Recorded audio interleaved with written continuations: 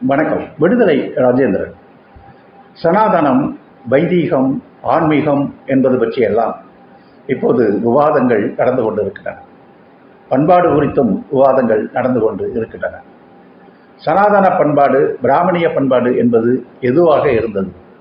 கடந்த 1920களில் தொடங்கி 1940ஆம் ஆண்டு வரை தமிழ்நாட்டில் சனாதன மாநாடுகள், பிராமண மாநாடுகள் மாவட்டங்களில் நடத்தப்பட்டன. அந்த மாநாடுகளில் எல்லாம் பெண் குழந்தைகளை பள்ளிகளுக்கு அனுப்பக்கூடாது, அது சனாதன தர்மத்திற்கு எதிரானது என்று தீர்மானங்களை நிறைவேற்றினார்கள். பிராமணர்கள், இந்துக்கள் கடல் தாண்டி வெளிநாடுகளுக்கு போகக்கூடாது என்று தீர்மானங்களை நிறைவேற்றியதோடு கடல் தாண்டி சென்ற காந்தி, நேரு, லாலா லஜபதி ராய் போன்ற தலைவர்களை வன்மையாக கண்டித்து தீர்மானங்கள் நிறைவேற்றப்பட்டன. அது மட்டுமல்ல, கடல் தாண்டி சென்ற இந்துக்களை, கடல் தாண்டி சென்ற தலைவர்களை கோயிலுக்குள் அனுமதிக்க கூடாது என்றும் தீர்மானங்கள் நிறைவேற்றப்பட்டன.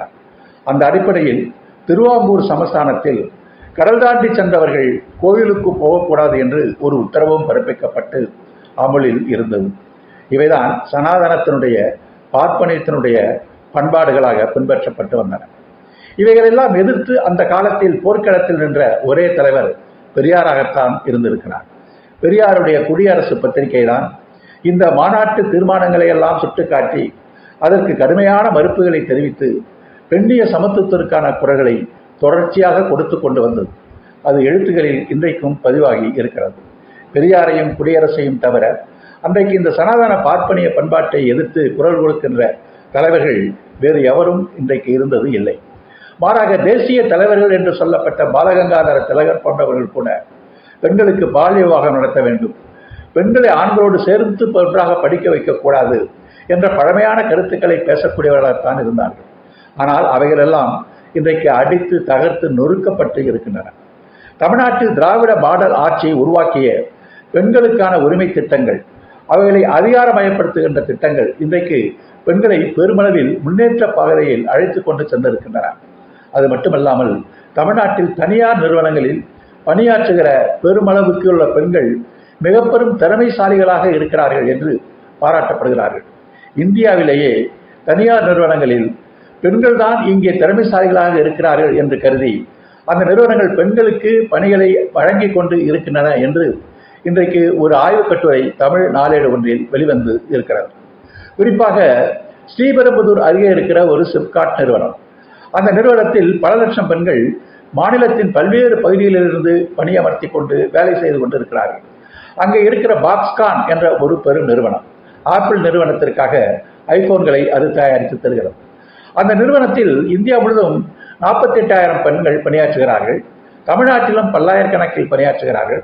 இதில் 70% பேர்கள் பெண்கள். அவர்கள் சொல்கிறார்கள், பெண்களிடம் இந்த திறமை இருக்கிறது என்பதால் நாங்கள் அதை பயன்படுத்துகிறோம் என்று அவர்கள் சொல்கிறார்கள்.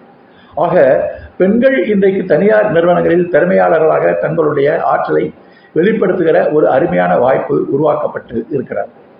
பண்பாடு, கலாச்சாரம் என்று நாம் பேசுகிற போது அது வைதிக பண்பாடாக இருந்தாலும் சரி, தமிழ் பண்பாடாக இருந்தாலும் சரி, அந்த பண்பாடு என்பது சுயமரியாதையும் சமத்துவத்தையும் பேணி காக்கின்ற பண்பாடாக இருக்க வேண்டும். வைதிக பண்பாடு பெண்களை அடிமைப்படுத்தியது. இன்றைக்கும் பார்ப்பன பெண்கள் பிராமணர்களாக பிறந்தாலும் கூட அவர்கள் பிராமணர்கள் ஆக முடியாது. அவர்களுக்கு பூணூல் அணிந்து உபநய சடங்குகளை செய்து கொள்கின்ற உரிமை அவர்களுக்கு கிடையாது. சாஸ்திரப்படி பிராமண பெண்களும் இன்றைக்கு சூத்திரர்கள் தான் என்பதுதான் உண்மை. எனவேதான் அவர்கள் வழிபாட்டு நெறிமுறைகளிலிருந்து ஒதுக்கி வைக்கப்பட்டார்கள். தமிழ் மரபு, தமிழ் பண்பாடு, தமிழ் ஆன்மீகம் என்பதிலும் கூட பெண்களுக்கான சமத்துவம் இன்றைக்கும் வழங்கப்படவில்லை. எந்த ஒரு ஆதீனத்திற்கும் அல்லது எந்த ஒரு மதத்துக்கும் தலைவராக பெண்கள் வந்துவிட முடியாது, சடங்குகளிலும் பெண்கள் வந்துவிட முடியாது. ஆக பெண் உரிமையை மறுக்கின்ற எந்த ஒரு பண்பாடும், சமத்துவத்தை மறக்கிற எந்த ஒரு பண்பாடும் நமக்கான பண்பாடாக இருக்க முடியாது. அந்த அடிப்படையில் இந்த பண்பாட்டு தடைகளை தகர்த்து எறிவதற்கான அரிய திட்டங்களை திராவிட மாடல் ஆட்சி அறிவித்துக் கொண்டு இருப்பதோடு பொருளாதாரத்துறையிலே தொழிற்சாலைகளுடைய வாய்ப்புகள் எண்ணி பல்கி பெறுகின்ற போது அதிலும் பெண்களுக்கு அதிக முக்கியத்துவம் என்ற நிலையை நோக்கி தமிழ்நாடு வளர்ந்து கொண்டு இருக்கிறது. உலக முருகன் மாநாடு நடத்துகிற இந்த மாநாட்டிற்கு கூட விமானங்களில் ஏறி கடல் தாண்டித்தான் இங்கே வர வேண்டியிருக்கிறது என்பதிலிருந்தே வைதிக தடைகளை அங்கே நாம் தகர்த்திருக்கிறோம் என்பதையும் கவனத்தில் கொள்ள வேண்டியிருக்கிறது. எனவே சனாதன வைதிக தர்மத்தை தகர்த்து எறிவதற்கான பொருளியல் முயற்சிகள், பண்பாட்டு முயற்சிகள், பெண்களை சமத்துவப்படுத்துவதில், அதிகாரமயப்படுத்துவதில் தங்கி இருக்கின்றன. அந்த பணியை, முற்போக்கு பணியை தொடர்ந்து தமிழ்நாடு அரசு முன்னெடுத்து வருகிறது. அதை மேலும் வலிமைப்படுத்துவோம்.